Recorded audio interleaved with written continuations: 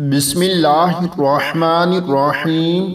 رسول اللہ صلی اللہ علیہ وآلہ وسلم نے ارشاد فرمایا، جو بھی شخص روزانہ صبح و شام کو یہ دعا 3 مرتبہ پڑھے گا تو اسے کوئی چیز نقصان نہیں پہنچائے گی۔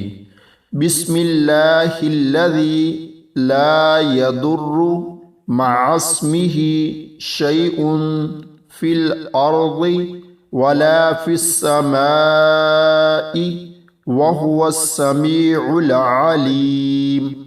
بسم اللہ الذی لا یضر مع اسمہ شیء فی الارض ولا فی السماء وہو السمیع العلیم۔